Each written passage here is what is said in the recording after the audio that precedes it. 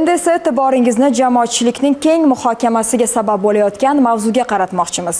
Bir necha kun oldin ijtimoiy tarmoqlarda o'g'il onasini shafqatsizlarcha kaltaklamoqda sarlavha asosida video tarqalgandi. Ma'lum bo'lishicha, voqea Namangan viloyati Davlatobod tumanida sodir bo'lgan.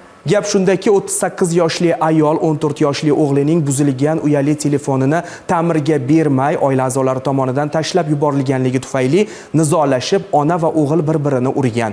Ayolning onasi, ya'ni bolaning buvisi to'xtatishga uringan, biroq bola buvisiga ham qo'l ko'targan. Ma'lum bo'lishicha, bola Davlatobod tumani 80-sonli umumta'lim maktabi o'quvchisi bo'lgan. Balog'at yoshiga qadam qo'ygan o'quvchi yigit tengqurlar orasida eng tarbiyali va og'ir bosiq yigitlardan ekanligi aytildi. Maktab ma'muriyati tomonidan o'rganish olib borilgach, xulosalarga ko'ra, bolakayning onasi va buvisi tomonidan unga nisbatan qilingan qo'pol harakat va haqoratlarga bardosh bera olmasdan stress ta'sirida kuch ishlatishga yo'l qo'yganligi kuzatilgan. Bir oyda, 2 oyda haligi ketma-ketlik bo'yicha biz treninglar o'tganimizda, men u sinfga ko'proq kirib treninglar o'tganman. Unaqa nojo'ya nimalar kuzatilmagan, faqat men ham hozir tushunmovchilik bo'lgan, oilaviy nizolar sababli shu narsa bo'ldi ekan. Endi biz maktabdan chiqqandan keyin shunaqa bo'ldi.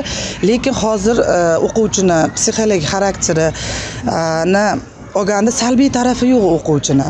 O'quvchilarimiz 7-sinfdan bu yog'iga balog'at yoshida o'zgarish yoshi bo'ladi-da, bo'ladi. Bolada sho'xligi bor, o'tish davrida bola deb turib uni yuzitdi kishi, lekin bir-ikki kech qolib, bir-ikki qiynaganda onasini bular syomka qilishdan maqsad bizga yoki ichki ishlarga mashtaqa holatini tartibga chaqiraman deb achalari, janoblari kelinlarga syomka qildiraldi.